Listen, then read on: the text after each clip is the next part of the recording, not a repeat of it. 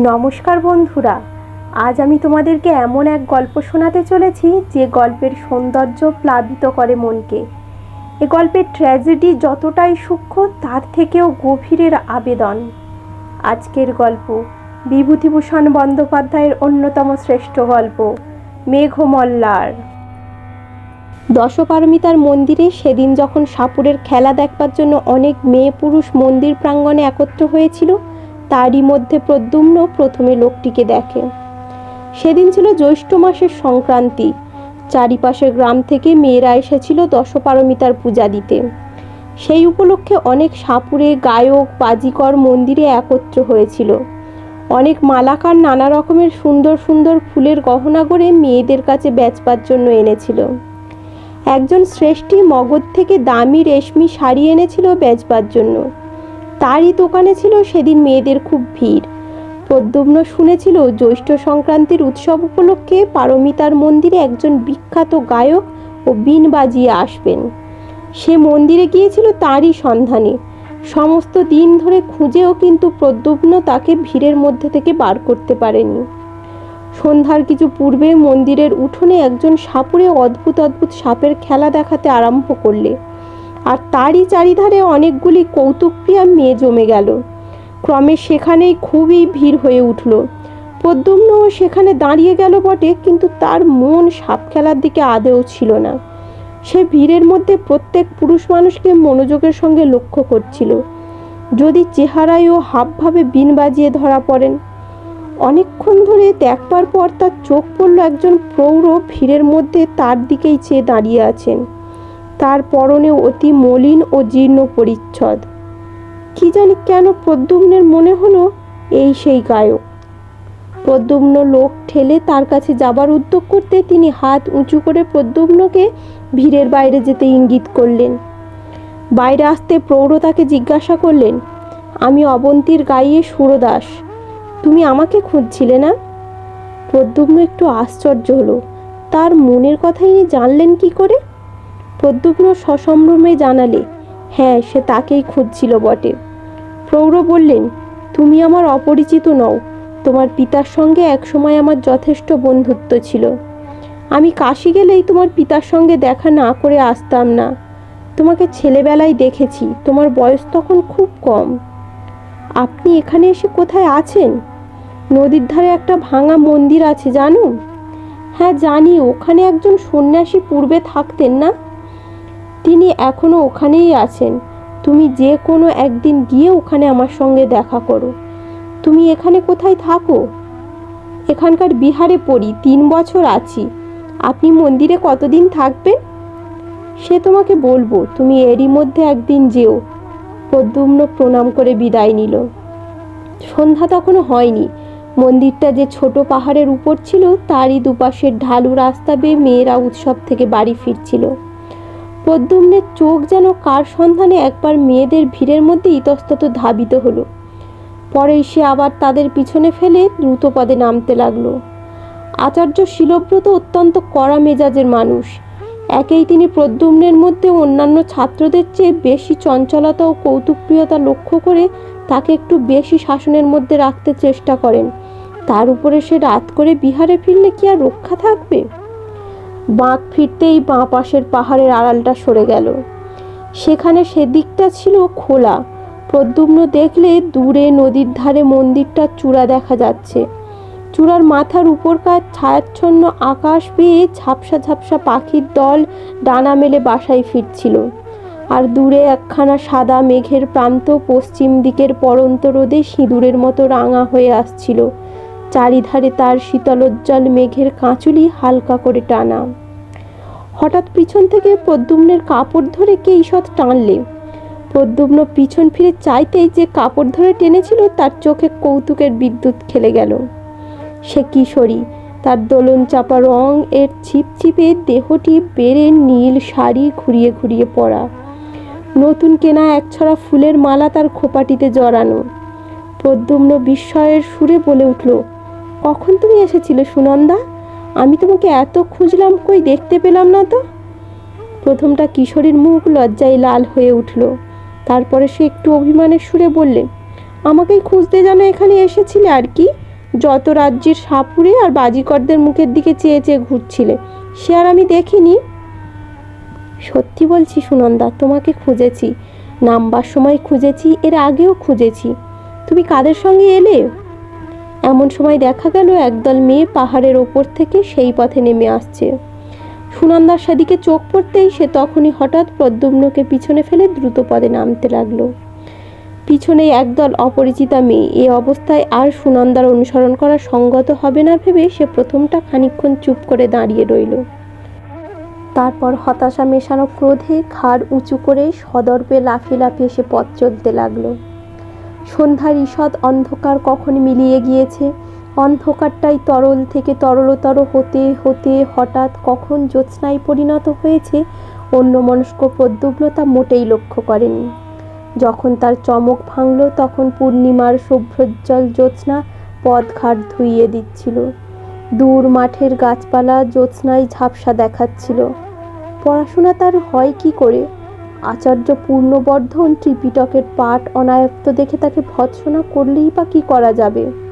এরকম রাত্রে যে যুগে যুগের বিরহীদের মনোবেদনা তার প্রাণের মধ্যে জমে ওঠে, তার অবাধ্য মন যে এই সব পরিপূর্ণ জ্যোৎস্না রাতে মহাকট্টি বিহারের পাষাণ অলিন্দে মানস সুন্দরীদের পিছনে পিছনে ঘুরে বেড়ায়, এর জন্য সেই কি দায়ী? দশপারমিতার মন্দিরে সন্ধ্যারতির ঘণ্টাধ্বনি তখনও মিলিয়ে যায়নি। দূরে নদীর বাঁকের ভাঙা মন্দিরে ক্ষীণ আলো জ্বলে উঠল। উৎসব প্রত্যাগত নরনারীর দল জ্যোৎস্না ভরা মাঠের মধ্যে ক্রমে বহু দূরে অদৃশ্য হয়ে গেল। প্রদ্যুম্নের গতি আরও দ্রুত হলো। পথের পাশে একটা গাছ, গাছের নিকট যেতে প্রদ্যুম্নের মনে হলো গাছের আড়ালে কেউ যেন দাঁড়িয়ে আছে। আর একটু এগিয়ে গাছের পাশে যেতেই তার অত্যন্ত পরিচিত কণ্ঠের হালকা মিষ্টি হাসির ঢেউ এসে থমকে দাঁড়িয়ে গেল। দেখলে গাছতলায় সুনন্দা দাঁড়িয়ে আছে। প্রদ্যুম্ন চাইতেই ঘাড় দুলিয়ে সুনন্দা বলে উঠল, আর একটু হলেই বেশ তো, গাছের তলা দিয়ে চলে যেতে, অথচ আমায় দেখতে পেতে না। সুনন্দাকে দেখে প্রদ্যুম্ন মনে মনে ভারী খুশি হলো। মুখে বললে, না তার দেখবো কেন, ভারী ব্যাপারটা হয়েছে গাছতলায় লুকিয়ে, আর না দেখতে পেলেই বা কি? আমি তোমার ওপর ভারী রাগ করেছি সুনন্দা, সত্যি বলছি। সুনন্দা বললে, দোষ করবেন নিজে, আবার রাগও করবেন নিজে। সেদিন কি কথা বলেছিলে মনে আছে? তা না, যত রাজ্যের সাপুড়ে আর বাজিকর, মা গো, ওদের কাছে যাও কি করে? এমন ময়লা কাপড় পরে আমি ওদের ত্রিসীমানায় যাইনি। প্রদ্যুম্ন বললে, তুমি বড় মানুষের মেয়ে, তোমার কথাই আলাদা, কিন্তু কথাটা কি ছিল বলছিলে? সুনন্দা বললে, যাও, আর মিথ্যে ভানে দরকার নেই, কি কথা মনে করে দেখো, সেদিন বললে না। প্রদ্যুম্ন একটুখানি ভেবে বলে উঠল, বুঝতে পেরেছি, সেই বাঁশি। সুনন্দা অভিমানের সুরে বললে, ভেবে দেখো বলেছিলে কিনা? আমি দুপুর বেলা থেকে মন্দিরে এসে বসে আছি, একে তো এলেন বেলা করে, তার ওপর যাও। প্রদ্যুম্ন এবার হেসে উঠল, বললে, আচ্ছা সুনন্দা, যদি তুমি আমায় দেখতেই পেয়েছিলে তো আমায় ডাকলে না কেন? সুনন্দা বললে, আমি কি একা ছিলাম? দুপুরবেলায় আমি একা এসেছিলাম বটে, কিন্তু তখন তো আর তুমি আসোনি। তারপর আমাদের গাঁয়ের মেয়েরা সব যে এলো, কি করে ডাকবো? প্রদ্যুম্ন বললে, আচ্ছা ধরে নিলাম আমার দোষ হয়েছে, তবে তুমি যে বারবার সাপুড়ে আর বাজিকরদের কথা বলছো সুনন্দা, সাপুড়ে আর বাজিকরদের আমি খুঁজিনি। শুনেছিলাম অবন্তী থেকে একজন বড় বিন বাজিয়ে আসবেন। তুমি তো জানো আমার অনেক দিনের থেকে বিন শেখবার বড় শখ, তাই তার সন্ধানে ঘুরছিলাম, তার দেখাও পেয়েছি। তিনি এখানকার নদীর ধারে দেউলে থাকেন। ভালো কথা, তোমার বাবা কোথায়? সুনন্দা বললে, বাবা 3-4 দিন হলো কৌশাম্বে গিয়েছেন মহারাজের ডাকে। প্রদ্যুম্ন হঠাৎ খুব উচ্চস্বরে হেসে উঠল, বললে, ওহো তাই, নইলে আমি ভাবছি এত রাত পর্যন্ত সুনন্দা কি? সুনন্দা তাড়াতাড়ি প্রদ্যুম্নের মুখে নিজের হাত দুটি চাপা দিয়ে লজ্জিত মুখে বললে, চুপ চুপ, তোমার কি এতটুকু কাণ্ডজ্ঞান নেই? এখনই যে সব আরতি দেখে লোক ফিরবে। প্রদ্যুম্ন হাসি থামিয়ে বললে, এবার কিন্তু তোমার বাবা এলে বলে দেব নিশ্চয়ই। সুনন্দা রাগের সুরে বললে, দিও বলে, এমনি আমি মন্দিরে আরতি পর্যন্ত থাকি, তিনি জানেন। প্রদ্যুম্ন সুনন্দার সুগঠিত পুষ্পপেলব দক্ষিণ বাহুটি নিজের হাতের মধ্যে বেষ্টন করে নিলে। তারপর বললে, আচ্ছা থাক, বলে দেব না। চলো সুনন্দা, তোমায় বাঁশি শোনাই, আমার সঙ্গেই আছে। সত্যি বলছি, তোমায় শোনাবার জন্যই এনেছিলাম। তবে ওকে খুঁজছিলাম বীণাটা ভালো করে শিখবো বলে। নদীর ধারে এসে কিন্তু প্রদ্যুম্ন বড় নিরুৎসাহ হয়ে পড়ল। সে বাঁশি বাজালে বটে, কিন্তু সে যেন ভাষা ভাষা, সুরের সঙ্গে তাতে তার প্রাণের কোনো যোগ রইল না। তারা দুজনে নির্জনে আরও কতবার বসেছে। প্রদ্যুম্নের বাঁশি শুনতে সুনন্দা ভালোবাসত বলে প্রদ্যুম্ন যখনই বিহার থেকে বাইরে আসতো বাঁশিটি সঙ্গে আনত। প্রদ্যুম্নের বাঁশির অলস স্বপ্নময় সুরের মধ্যে দিয়ে কত দিন উভয়ের অজ্ঞাতে রোদ ভরা মধ্যাহ্ন গিয়ে সন্ধ্যার অন্ধকার নেমে এসেছে। কিন্তু দুজনে এক হলে প্রদ্যুম্নের এরকম নিরুৎসাহ ভাব তো সুনন্দা আর আগে কখনো লক্ষ্য করেনি। কি জানি কেন প্রদ্যুম্নের বারবার মনে আসছিল সেই জীর্ণ পরিচ্ছদ পরা অদ্ভুত দর্শন গায়ক সুরদাসের কথা। তাদের বিহারের কলাবিদ ভিক্ষু বসুব্রতের আঁকা জরার চিত্রের মতোই লোকটা কেমন কুশ্রী, লোল চর্ম, শীর্ণ দর্শন। পুরাতন পুঁথির ভূর্জপত্রের মতো ওর পরিচ্ছদের কেমন এক অপ্রীতিকর মেটে লাল রং। তার পরদিন সকালে প্রদ্যুম্ন নদীর ধারের ভাঙা মন্দিরে গেল। সেটা দেবমূর্তি বহুদিন অন্তর্হিত, সমস্ত গায়ে বড় বড় ফাটল, সাপখোপের বাস। নিকটবর্তী গ্রামবাসীরা সেদিকে বড় একটা কেউ আসতো না। একজন আজীবক সন্ন্যাসী আজ প্রায় 7-8 মাস হলো সেখানে বাস করছেন। তারই 2-4 জন অনুগত ভক্ত মাঝে মাঝে আসতো যেত বলে মন্দিরে আজকাল অপেক্ষাকৃত ভালো হয়েছে পথটা। অন্ধকার মন্দিরের মধ্যে প্রদ্যুম্নের সঙ্গে সুরদাসের সাক্ষাৎ হলো। সুরদাস প্রদ্যুম্নকে দেখে খুব আনন্দ প্রকাশ করলেন। তারপর বললেন, চলো বাইরে গিয়ে বসি, এখানে বড় অন্ধকার। বাইরে গিয়ে সুরদাস আলোতে প্রদ্যুম্নের মুখ ভালো করে দেখলেন। তারপর যেন আপন মনে বলতে লাগলেন, হবে, তোমার দ্বারাই হবে, আমি জানতাম। প্রদ্যুম্ন সুরদাসের মূর্তি দূর থেকে দেখে যে অস্বাচ্ছন্দ্য অনুভব করেছিল, তার নিকটে এসে কিন্তু প্রদ্যুম্নের সে ভাব কেটে গেল। সে লক্ষ্য করলে সুরদাসের মুখশ্রী একটু কুদর্শন হলেও প্রতিভাব্যঞ্জক। সুরদাস বললেন, আমি ভাবছিলাম তুমি আজ আসবে। হ্যাঁ, তোমার পিতা তো একজন প্রসিদ্ধ গায়ক ছিলেন, তুমি নিজে কিছু শিখেছ? প্রদ্যুম্ন লজ্জিত মুখে উত্তর দিলে, একটু আধটু বাঁশি বাজাতে পারি। সুরদাস উৎসাহের সুরে বললেন, পারা তো উচিত। তোমার বাবাকে জানতো না এমন লোক এদেশে খুব কম আছে। প্রতি উৎসবেই কৌশাম্বী থেকে তোমার বাবার নিমন্ত্রণ পত্র আসতো। হ্যাঁ, আমি শুনেছি তুমি নাকি বাঁশিতে বেশ মেঘমল্লার আলাপ করতে পারো। প্রদ্যুম্ন বিনীতভাবে উত্তর দিল, বিশেষ যে কিছু জানি তা নয়, যা মনে আসে তাই বাজাই, তবে মেঘমল্লার মাঝে মাঝে বাজিয়েছি। সুরদাস বললেন, কই দেখি তুমি কেমন শিখেছ। বাঁশি সবসময় প্রদ্যুম্নের কাছে থাকতো। কখন কোন সময় সুনন্দার সঙ্গে দেখা হয়ে পড়ে বলা যায় না। প্রদ্যুম্ন বাঁশি বাজাতে লাগলো। তার পিতা তাকে বাল্যকালে যত্ন করে রাগরাগিনী শেখাতেন। তাছাড়া সঙ্গীতে প্রদ্যুম্নের একটা স্বাভাবিক ক্ষমতাও ছিল। তার আলাপ অতি মধুর হলো। লতা পাতা ফুল ফলের মাঝখান বেয়ে উদার নীল আকাশ আর জ্যোৎস্না রাতের মর্ম ফেটে যে রসধারা বিশ্বের সব সময় ঝরে পড়ছে, তার বাঁশির গানে সে রস যেন মূর্ত হয়ে উঠল। সুরদাস বোধহয় এতটা আশা করেননি। তিনি প্রদ্যুম্নকে আলিঙ্গন করে বললেন, ইন্দ্রদ্যুম্নের ছেলে যে এমন হবে সেটা বেশি কথা নয়। বুঝতে পেরেছি, তুমিই পারবে, এ আমি আগেও জানতাম। নিজের প্রশংসাবাদে প্রদ্যুম্নের তরুণ সুন্দর মুখ লজ্জায় লাল হয়ে উঠল। অন্যান্য 2-1 কথার পর প্রদ্যুম্ন বিদায় নিতে উদ্যত হলে সুরদাস তাকে বললেন, শোনো প্রদ্যুম্ন, একটা গোপনীয় কথা আছে তোমার সাথে। তোমাকে এ কথা বলবো বলে পূর্বেও আমি তোমার খোঁজ করেছিলাম। তোমাকে পেয়ে খুব ভালোই হয়েছে। কথাটা তোমাকে বলি, কিন্তু তার আগে তোমাকে প্রতিজ্ঞা করতে হবে যে এ কথা তুমি কারো কাছে প্রকাশ করবে না। প্রদ্যুম্ন অত্যন্ত বিস্মিত হলো। এই প্রৌঢ়ের সঙ্গে তার মোটে একদিনের আলাপ, এমন কি গোপনীয় কথা ইনি তাকে বলবেন? সে বললে, কি কথা না শুনে কি করে? সুরদাস বললেন, তুমি ভেবো না, কোনো অনিষ্টজনক ব্যাপার হলে আমি তোমাকে বলতাম না। কি কথা জানবার জন্য প্রদ্যুম্নের অত্যন্ত কৌতূহল হলো।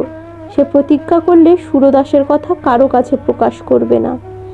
সুরদাস গলার স্বর নামিয়ে বলতে লাগলেন, ওই নদীর বড় বাঁকে যে ঢিপিটা আছে জানো, তার সামনেই বড় মাঠ।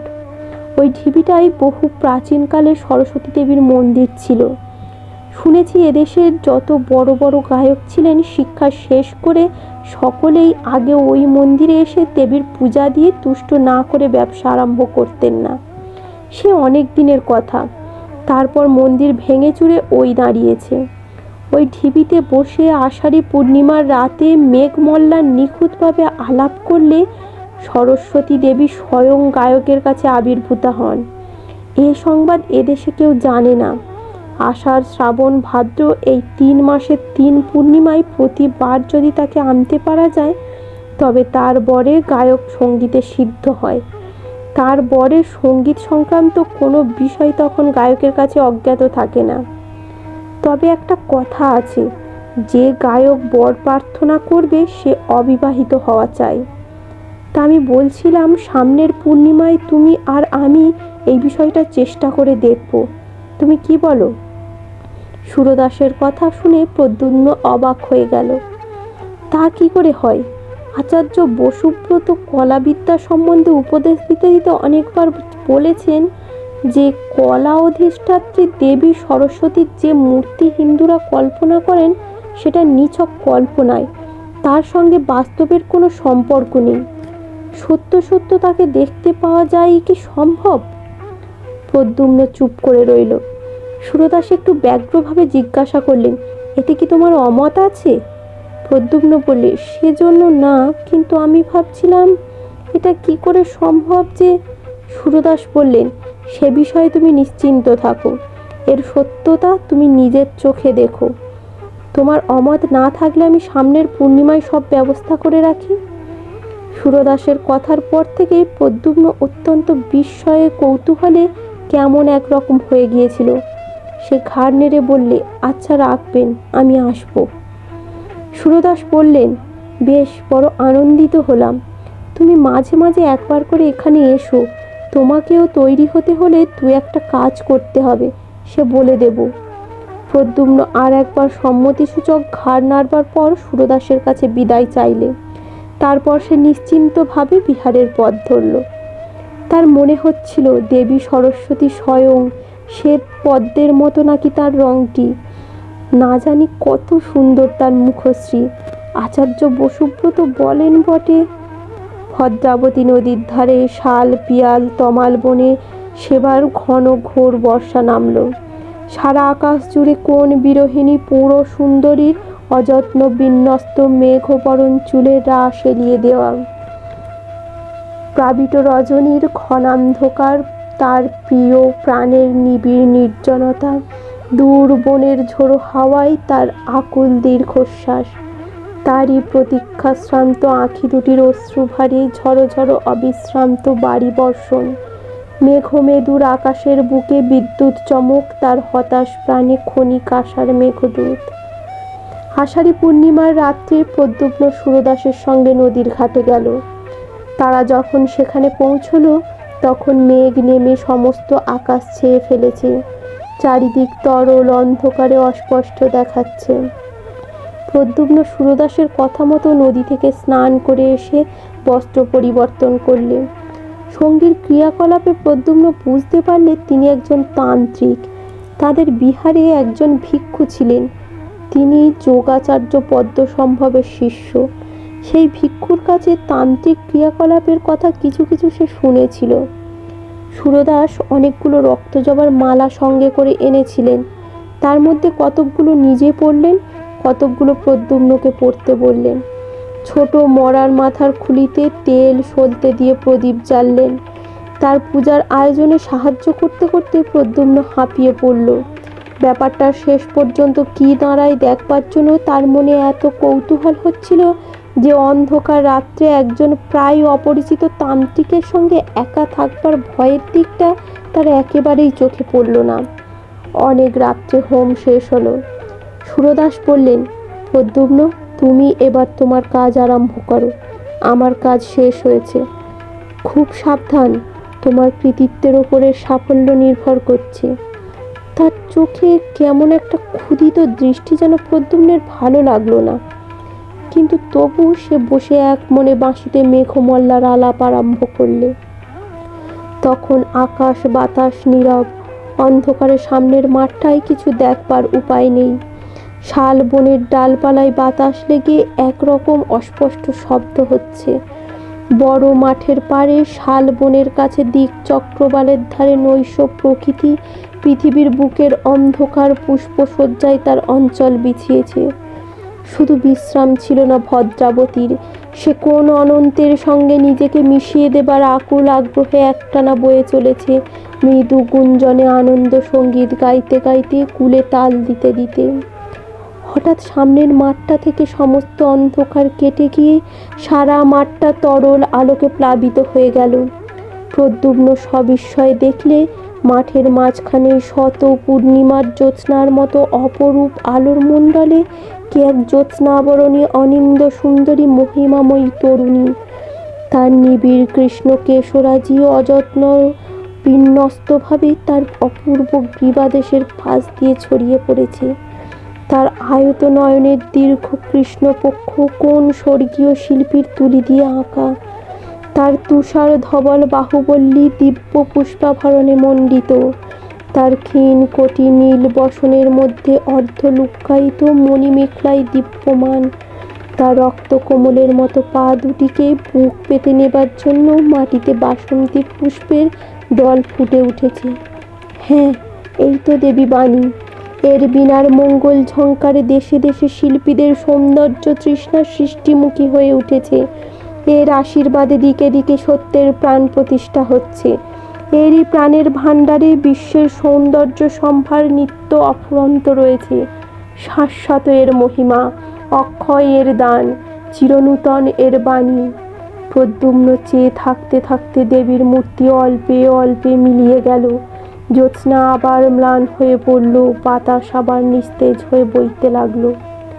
অনেকক্ষণ প্রদ্যুম্নের কেমন একটা মোহের ভাব দূর হলো না। সে যা দেখলে স্বপ্ন না সত্য। অবশেষে সুরদাসের কথাই তার চমক ভাঙল। সুরদাস বললেন, আমার এখনো কাজ আছে, তুমি ইচ্ছা করলে যেতে পারো। কেমন, আমার কথা মিথ্যে নয়, দেখলে তো? সুরদাসের কথা কেমন অসংলগ্ন বোধ হতে লাগলো। তার মুখের দিকে চেয়ে প্রদ্যুম্ন দেখলে তার চোখ দুটো যেন অর্ধ অন্ধকারের মধ্যে জ্বলজ্বল করছে। তার কাছ থেকে বিদায় নিয়ে সে যখন বিহারের দিকে রওনা হলো, পূর্ণিমার চাঁদকে তখন মেঘে প্রায় ঢেকে ফেলেছে। একটু একটু জ্যোৎস্না যা আছে তা কেমন হলদে রঙের। গ্রহণের সময় জ্যোৎস্নার এরকম রং সে কয়েকবার দেখেছে। মাঠ খুব বড়, পার হতে অনেকটা সময় লাগলো। তারপর মাঠ ছাড়িয়ে বড় বনটা আরম্ভ হলো। খুব ঘন বন, শাল দেবদারু গাছের ডালপালা নিবিড় হয়ে জড়াজড়ি করে আছে, মধ্যে অন্ধকারও খুব। পাছে রাত ভোর হয়ে যায় এই ভয়ে সে খুব দ্রুত পদে যাচ্ছিল। যেতে যেতে তার চোখে পড়ল বনের মধ্যে এক স্থান দিয়ে যেন খানিকটা আলো বেরুচ্ছে। প্রথম সে ভাবল গাছের পাতার ফাঁক দিয়ে জ্যোৎস্না এসে পড়ে থাকবে, কিন্তু ভালো করে লক্ষ্য করে দেখে সে বুঝলে যে সে আলো জ্যোৎস্নার আলোর মতন নয়। বরং কৌতূহল অত্যন্ত হওয়াতে পথ ছেড়ে সে বনের মধ্যে ঢুকে পড়ল। যে পিপ্পল গাছের সারির ফাঁক দিয়ে আলো আসছিল, তার কাছে গিয়ে গাছের গুড়ির ফাঁক দিয়ে উঁকি মেরে প্রদ্যুম্ন অবাক হয়ে দাঁড়িয়ে রইল। একেই তো সে এইমাত্র মাঠের মধ্যে দেখেছে। এই সেই অপরূপ সুন্দরী নারী তো। অদ্ভুত, সে দেখলে যাকে এইমাত্র মাঠের মধ্যে দেখেছে, সেই অপরূপ দ্যুতিশালিনী নারী বনের মধ্যে চারিধারে ঘুরে বেড়াচ্ছেন। জোনাকি পোকার হুল থেকে যেমন আলো বার হয়, তার সমস্ত অঙ্গ দিয়ে তেমনই একরকম স্নিগ্ধোজ্জ্বল আলো বেরুচ্ছে। অনেক দূর পর্যন্ত বন সে আলোয় উজ্জ্বল হয়ে উঠেছে। আর একটু নিকটে গিয়ে সে লক্ষ্য করলে তার আয়ত চক্ষু দুটি অর্ধ নিমীলিত, যেন কেমন নেশার ঘোরে তিনি চারিপাশে হাতড়ে পার হবার পথ খুঁজে বেড়াচ্ছেন। কিন্তু তা না পেয়ে পিপ্পল গাছের চারা গাছগুলোর চারিধারে চক্রাকারে ঘুরছেন। তার মুখশ্রী অত্যন্ত বিপন্নের মতো। প্রদ্যুম্নের হঠাৎ বড় ভয় হলো। সে ভাবলে মাঠে সরস্বতী দেবীর দর্শন থেকে আর এ পর্যন্ত সমস্ত ঘটনাটা আগাগোড়া ভৌতিক। এই নিশীথ রাত্রে শালের বনে নইলে কি কাণ্ড! সে আর সেখানে মোটেই দাঁড়ালো না। বন থেকে বার হয়ে দ্রুত হাঁটতে হাঁটতে যখন সে বিহারের উদ্যানে এসে পৌঁছলো, ম্লান চাঁদ তখন কুমার শ্রেণীর পাহাড়ের পিছনে অস্ত যাচ্ছে। ভোর রাত্রে শয্যায় শুয়ে ঘুমিয়ে পড়ে সে স্বপ্ন দেখলে ভদ্রাবতীর গভীর কালো জলের তলায় রাতের অন্ধকারে কে এক দেবী পথ হারিয়ে ফেলেছেন। তিনি যতই ওপরে উঠবার চেষ্টা পাচ্ছেন, জলের ঢেউ তাকে ততই বাধা দিচ্ছে। নদীর জলে তার অঙ্গের জ্যোতি ততই নিভে আসছে, অন্ধকার ততই তার চারিপাশে গাঢ় হয়ে আসছে। নদীর মাছগুলো তার কোমল পা দুখানি ঠুকরে রক্তাক্ত করে দিচ্ছে। ব্যথিত দেহা বিপন্না বেপথুমতী দেবীর দুঃখ দেখে একটা বড় মাছ দাঁত বার করে হিংস্র হাসি হাসছে। মাছটার মুখ গায়ক সুরদাসের মতো। প্রদ্যুম্ন ভোরে উঠেই আচার্য পূর্ণবর্ধনের কাছে গিয়ে সুরদাসের সঙ্গে প্রথম দেখার দিন থেকে গত রাত্রি পর্যন্ত সমস্ত ব্যাপার খুলে বললেন। আচার্য পূর্ণবর্ধন বৌদ্ধ দর্শনের অধ্যাপক ছিলেন। মঠের ভিক্ষুদের মধ্যে তিনি ছিলেন সর্বাপেক্ষা প্রাচীন ও বিজ্ঞ। এজন্য সকলেই তাকে শ্রদ্ধা করত। তিনি সব শুনে বিস্মিত হলেন। সঙ্গে সঙ্গে তার চোখের দৃষ্টি শঙ্কাকুল হয়ে উঠল। জিজ্ঞাসা করলেন, একথা আগে জানাওনি কেন? তিনি নিষেধ করেছিলেন। আমি তার কাছে প্রতিজ্ঞা বুঝেছি। তবে এখন বলতে এসেছো কেন? এখন আমার মনে হচ্ছে আমি কার যেন কি অনিষ্ট করেছি। পূর্ণবর্ধন একটুখানি কি ভাবলেন, তারপর বললেন, এই রকম একটা কিছু ঘটবে তা আমি জানতাম। পদ্মসম্ভব আর তার কতকগুলো কাণ্ডজ্ঞানহীন তান্ত্রিক শিষ্য দেশের ধর্মকর্ম লোপ করতে বসেছে। স্বার্থসিদ্ধির জন্য এরা না করতে পারে এমন কোনো কাজই নেই। আর আমি বেশ দেখেছি প্রদ্যুম্ন, যে তোমার এই অবাধ্যতা ও অযথা কৌতুকপ্রিয়তাই তোমার সর্বনাশের মূল হবে। তুমি কাল রাত্রে অত্যন্ত অন্যায় কাজ করেছ। তুমি দেবী সরস্বতীকে বন্দিনী করবার সহায়তা করেছ। এবার প্রদ্যুম্নের বিস্মিত হবার পালা। তার মুখ দিয়ে কোনো কথা বার হলো না। পূর্ণবর্ধন বললেন, এইসব কুসংসর্গ থেকে দূরে রাখবার জন্যই আমি বিহারের কোনো ছাত্রকে বিহারের বাইরে যাবার অনুমতি দিইনি। কিন্তু যাক, তুমি ছেলে মানুষ, তোমারই বা দোষ কি? আচ্ছা, এই সুরদাসকে দেখতে কি রকম বলো দেখি। প্রদ্যুম্ন সুরদাসের আকৃতি বর্ণনা করলে। পূর্ণবর্ধন বললেন, আমি জানি তুমি যাকে সুরদাস বলছো তার নাম সুরদাস নয়, বা তার বাড়ি অবন্তীতেও নয়। সে হচ্ছে প্রসিদ্ধ কাপালিক গুণাঢ্য। কার্যসিদ্ধির জন্য তোমার কাছে মিথ্যা নাম বলেছে। প্রদ্যুম্ন অধীরভাবে বলে উঠল, কিন্তু আপনি যে বলেছেন। পূর্ণবর্ধন বললেন, সেই ইতিহাস বলছি শোনো। নদীর ধারে যে সরস্বতী মন্দিরের ভগ্ন স্তূপ আছে, ওটা হিন্দুদের একটা অত্যন্ত বিখ্যাত তীর্থস্থান। প্রায় 200 বৎসর পূর্বে একজন তরুণ গায়ক ওখানে থাকত। তখন মন্দিরের খুব সমৃদ্ধির অবস্থা ছিল না, কিন্তু প্রবাদ এই যে সেই গায়কটি মেঘমল্লারে এমন সিদ্ধ ছিল যে আষাঢ়ী পূর্ণিমার রাত্রে তার আলাপে মুগ্ধা হয়ে দেবী সরস্বতী স্বয়ং তার কাছে আবির্ভূতা হতেন। সেই থেকে ওই মন্দির এক প্রসিদ্ধ তীর্থস্থান হয়ে ওঠে। সে গায়ক মারা যাওয়ার পরেও কিন্তু পূর্ণিমার রাতে সিদ্ধ গায়ক মল্লার আলাপ করলেই দেবী যেন কোন টানে তার কাছে এসে পড়েন। এই গুণাঢ্য একবার অবন্তীর প্রসিদ্ধ গায়ক সুরদাসের সঙ্গে ওই ঢিবিতে উপস্থিত ছিল। সুরদাস মেঘমল্লার সিদ্ধ ছিলেন। তার গানে নাকি সরস্বতী দেবী তার সম্মুখে আবির্ভূতা হয়ে তাকে বর প্রার্থনা করতে বলেন। সুরদাস প্রার্থনা করেন তিনি যেন দেশের সঙ্গীতজ্ঞ ব্যক্তিদের মধ্যে শ্রেষ্ঠ আসন প্রাপ্ত হন। সরস্বতী দেবী তাকে সেই বরই দেন। তারপর দেবী যখন গুণাঢ্যকে বর প্রার্থনার কথা বলেন, তখন সে দেবীর রূপে মুগ্ধ হয়ে তাকেই প্রার্থনা করে বসে। সরস্বতী দেবী বলেছিলেন, তাকে পাওয়া নির্গুণের কাজ নয়। সে নামে গুণাঢ্য হলেও কার্যত তার এমন কোনো কলাতেই নিপুণতা নেই যে তাকে পেতে পারে। অনেক জীবন ধরে সাধনার প্রয়োজন। সরস্বতী দেবী অন্তর্হিত হওয়ার পর মূর্খ গুণাঢ্যের মোহ আরও বেড়ে যায়, আর সেই সঙ্গে সঙ্গে দেবীর ওপর তার অত্যন্ত রাগ হয়। সে তন্ত্রোক্ত মন্ত্র বলে দেবীকে বন্দিনী করবার জন্য উপযুক্ত তান্ত্রিক গুরু খুঁজতে থাকে। আমি জানি সে এক সন্ন্যাসীর কাছে তন্ত্রশাস্ত্রের উপদেশ নিত। সন্ন্যাসী কিছুদিন পরে তার তন্ত্র সাধনার হীন উদ্দেশ্য বুঝতে পেরে তাকে দূর করে দেন। এসব কথা এদেশের সকল প্রাচীন লোকেই জানেন। আমি অনেক দিন তারপর আর গুণাঢ্যের কোনো সংবাদ জানতাম না। ভেবেছিলাম সে এদেশ থেকে চলে গিয়েছে, কিন্তু এখন তোমার কথা শুনে আমার মনে হচ্ছে কাল রাত্রে সে কৃতকার্য হয়েছে বোধহয়। এতদিন ওই উদ্দেশ্যেই সে কোথাও তন্ত্র সাধনা করছিল।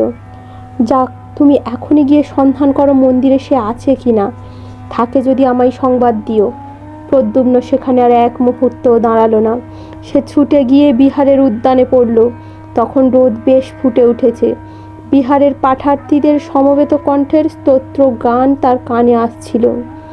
যেতে যেতে সে দেখলে উদ্যানের এক প্রান্তে একটা বড় আম গাছের ছায়ায় চিত্তকর ভিক্ষু বসুব্রত হরিণ চর্মের আসনে বসে বোধহয় কি আঁকছেন, কিন্তু তার মুখে অতৃপ্তি ও অসাফল্যের একটা চিহ্ন আঁকা।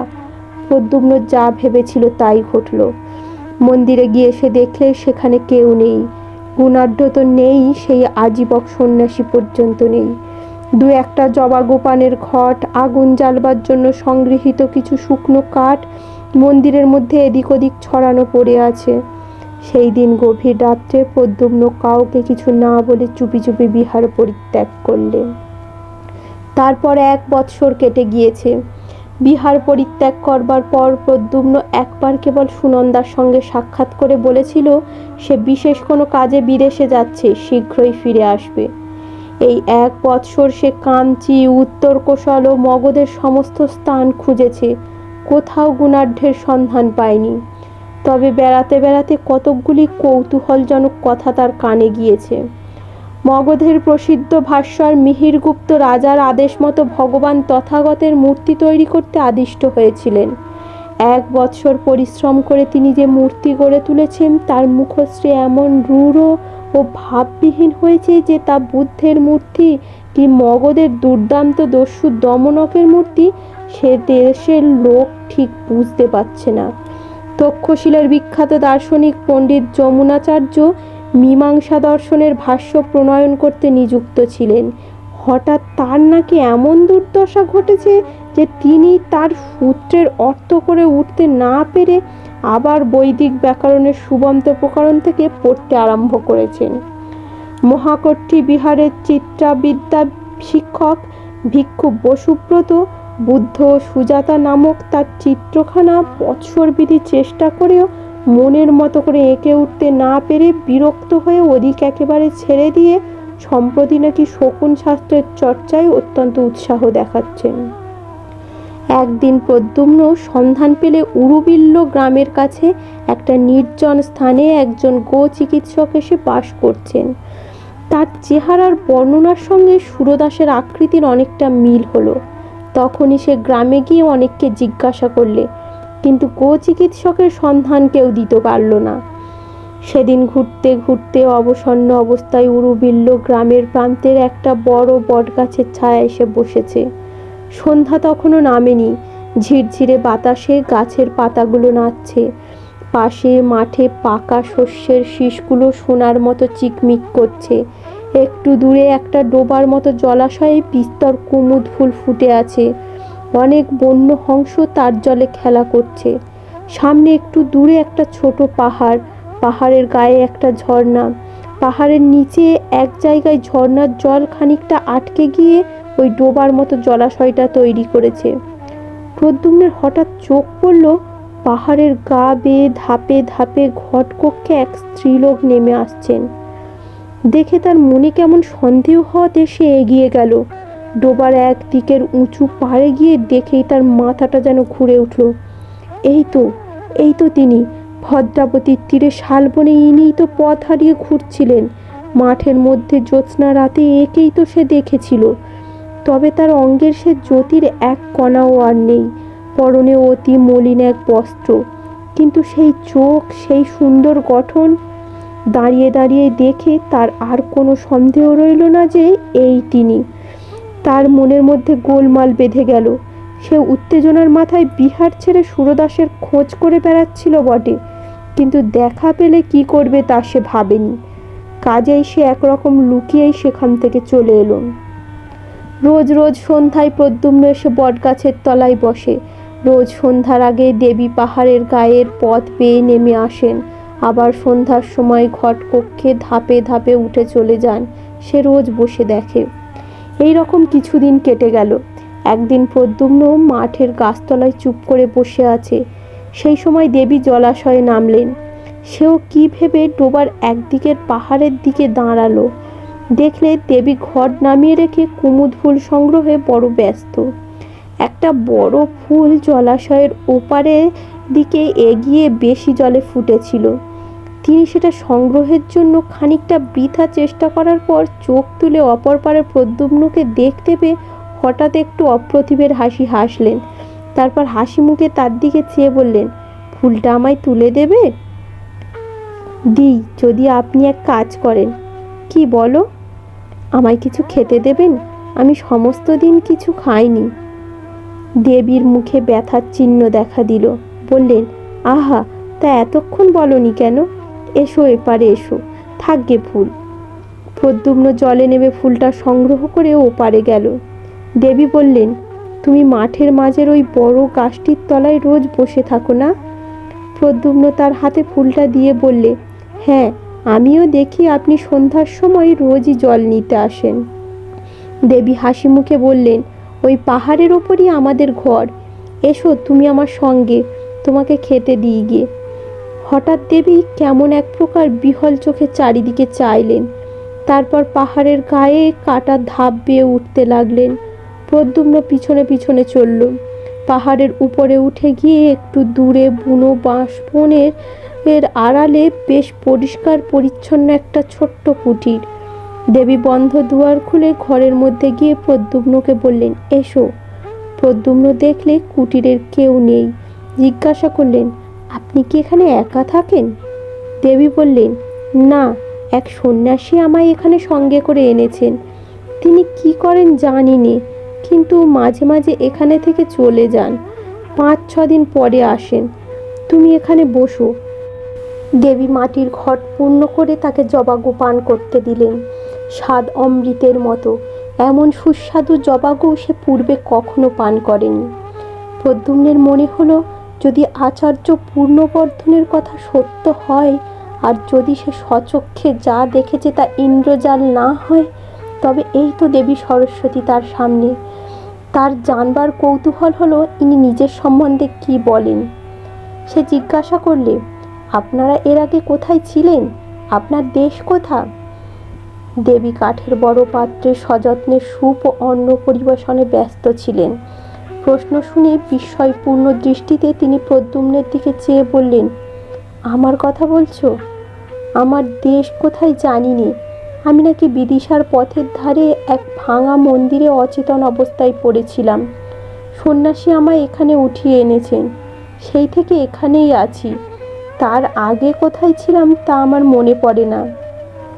তিনি অন্যমনস্কভাবে বাইরে সাঁঝের রক্তিম আকাশে, যেখানে উড়োবিল্ল গ্রামের প্রান্তরে বনরেখার মাথায় সূর্য হেলে পড়েছেন, সেই দিকে চেয়ে রইলেন। চেয়ে চেয়ে কি মনে আনবার চেষ্টা করলেন, বোধহয় মনে এলো না। হঠাৎ কি ভেবে তার পদ্মের পাপড়ির মতো চোখ দুটি বেয়ে ঝরঝর করে জল পড়ল। তাড়াতাড়ি আঁচলে চোখ মুছে তিনি প্রদ্যুম্নের সামনে অন্নে পূর্ণ কাঠের থালা রাখলেন। বললেন, খাবার জিনিস কিছুই নেই, তুমি রাত্রে এখানে থাকো। আমি পদ্মের বীজ শুকিয়ে রেখেছি, তাই দিয়ে রাত্রে পায়েস তৈরি করে খেতে দেব। সকালে যেও। প্রদ্যুম্নের চোখে জল আসছিল। ওগো বিশ্বের আত্মবিস্মৃত সৌন্দর্য লক্ষ্মী, বিদিশার মহারাজের আর মহাশ্রেষ্ঠীর সমবেত রত্নভাণ্ডার তোমার পায়ের এক কোণা ধুলোরও যোগ্য নয়। সে দেশের পথের ধুলো এমন কি পুণ্য করেছে মা, যে তুমি সেখানে পড়ে থাকতে যাবে? খাওয়া শেষ হলে প্রদ্যুম্ন বিদায় চাইলেন। দেবীর চোখে হতাশার দৃষ্টি ফুটে উঠল। বললেন, থাকো না কেন রাত্রে? রাত্রে পায়েস রেঁধে দেব। প্রদ্যুম্ন জিজ্ঞাসা করলে, আপনার এখানে একা রাত্রে থাকতে ভয় করে না? খুব ভয় করে। ওই বেতের বনে অন্ধকারে কি যেন নড়ে, ভয়ে আমি দৌড় খুলতে পারিনি। ঘুম হয় না, সমস্ত রাত বসেই থাকি। প্রদ্যুম্নের হাসি পেল। ভাবলে, রাত্রে একা থাকতে ভয় করে বলে পায়েসের লোভ দেখিয়ে দেবী তাকে সঙ্গে রাখতে চান। সে বললে, আচ্ছা রাত্রে থাকবো। দেবীর মুখ আনন্দে উজ্জ্বল হয়ে উঠল। সমস্ত রাত সে কুটিরের বাইরে খোলা হাওয়ায় বসে কাটালে। দেবীও কাছে বসে রইলেন। বললেন, এমন জ্যোৎস্না, আমি কিন্তু ভয়ে বাইরে আসতে পারিনি, ঘরের মধ্যে বসে রাত কাটাই। দেবীর ব্যাপার দেখে প্রদ্যুম্ন অবাক হয়ে গিয়েছিল। হলেই বা মন্ত্র শক্তি, এতটা আত্মবিস্মৃত হওয়া, এ যে তার কল্পনার বাইরের জিনিস। নানা গল্পে সমস্ত রাত কাটল। ভোর হতে সে বিদায় চাইলে। দেবী বলে দিলেন, সন্ন্যাসী এলে একদিন আবার এসো। সেই দিন থেকে প্রতি রাত্রে সে দেবীর অলক্ষিতে পাহাড়ের নিচে বসে কুটিরের দিকে চেয়ে পাহারা রাখত। তার তরুণ বীর হৃদয় এক ভীরু নারীকে একা বনের মধ্যে ফেলে রাখার বিরুদ্ধে বিদ্রোহ তুলেছিল। 10-15 দিন কেটে গেল। একদিন প্রদ্যুম্ন শুনত দেবী অনেক রাত্রে একা গান গাইছেন। সে গান পৃথিবীর মানুষের গান নয়, সে গান প্রাণধারায় আদিম ঝর্ণার গান, সৃষ্টিমুখী নিহারিকাদের গান, অনন্ত আকাশে দিকহারা কোন পথিক তারার গান। একদিন দুপুরবেলা কে তাকে বললে, তুমি যে গোবৈদ্যের কথা বলেছিলে তাকে এইমাত্র দেখে এলাম, পথের ধারে পুকুরে সে স্নান করছে। শুনে ছুটতে ছুটতে গিয়ে পুকুরের ধারে উপস্থিত হলো। দেখলে সত্যিই গুণাঢ্য। পুকুরের ধারে বস্ত্রাদির পুঁটুলি নামিয়ে রেখে পুকুরে স্নান করতে নেমেছেন। সে অপেক্ষা করতে লাগলো। একটু পরে গুণাঢ্য বস্ত্র পরিবর্তন করে উপরে উঠে প্রদ্যুম্নকে দেখে যেন অবাক হয়ে গেলেন। বললেন, তুমি এখানে? প্রদ্যুম্ন বললে, আমি কেন তা বুঝতে পারেননি? গুণাঢ্য বললেন, তুমি এখন বলছো বলে নয় প্রদ্যুম্ন, আমি এ কাজ করবার পর যথেষ্ট অনুতপ্ত আছি। প্রতি রাত্রে ভয়ানক স্বপ্ন দেখি। কারা যেন বলছে, তুই যে কাজ করেছিস এর শাস্তি অনন্ত নরক। আমি এই জন্যই আজ এক পক্ষের ওপর আমার গুরু সেই আজীবক সন্ন্যাসীর কাছে গিয়েছিলাম। তারই কাছে বশীকরণ মন্ত্র আমি শিক্ষা করি। এর এমনই শক্তি যে মনে করলে আমি যাকে ইচ্ছে বাঁধতে পারি, কিন্তু আনতে পারিনি। মন্ত্রের বন্ধন শক্তি থাকলেও আকর্ষণী শক্তি নেই। এই জন্য আমি তোমাকে সঙ্গে নিয়েছিলাম। আমি নিজে সঙ্গীতের কিছুই জানি না যে তা নয়, কিছু আমি জানতাম যে তুমি মেঘমল্লারের সিদ্ধ। তোমার গানে দেবী ওখানে আসবেনি, এলে তারপর মন্ত্রে বাঁধব। এর আগে আমার বিশ্বাসই ছিল না যে এমন একটা ব্যাপার হওয়া সম্ভব। অনেকটা মন্ত্রের গুণ পরীক্ষা করবার কৌতূহলেই আমি এ কাজ করি। প্রদ্যুম্ন বললেন, এখন? গুণাঢ্য বললেন, এখন আমার গুরুর কাছ থেকেই আসছি। তিনি সব শুনে একটা মন্ত্র শিক্ষা দিয়েছেন। এটা পূর্ব মন্ত্রের বিরোধী শক্তি সম্পন্ন। সেই মন্ত্রপুত জল দেবীর গায়ে ছিটিয়ে দিলেই তিনি আবার মুক্ত হবেন বটে, কিন্তু তার কোনো উপায় নেই। প্রদ্যুম্ন জিজ্ঞাসা করলে, উপায় নেই কেন? যে ছিটিয়ে দেবে সে চিরকালের জন্য পাষাণ হয়ে যাবে। আমার পক্ষে দুদিকেই যখন সমান, তখন তাকে বন্দিনী রাখাই আমার ভালো। রাগ করো না প্রদ্যুম্ন, ভেবে দেখো, মৃত্যুর পর হয়তো পরজগৎ আছে, কিন্তু পাষাণ হওয়ার পর? তা আমি পারবো না। আত্মবিস্মৃতা বন্দিনী দেবীর চোখ দুটির করুণ অসহায় দৃষ্টি প্রদ্যুম্নের মনে এলো। যদি তা না হয় তাহলে তাকে যে চিরদিন বন্দিনী হয়ে থাকতে হবে। যুগে যুগে যে উদার উচ্চ প্রেরণা আগে এসে তরুণদের নির্মল প্রাণে পৌঁছয়, আজও প্রদ্যুম্নের প্রাণের বেলায় তার ঢেউ এসে লাগলো। সে ভাবলে, একটা জীবন তুচ্ছ। তার রাঙা পা দুখানিতে একটা কাঁটা ফুটলে তা তুলে দেবার জন্য আমি 100বার জীবন দিতে প্রস্তুত। হঠাৎ গুণাঢ্যের দিকে চেয়ে সে বললে, চলুন, আপনার সঙ্গে যাব। আমায় সে মন্ত্রপ্রুত জল দেবেন।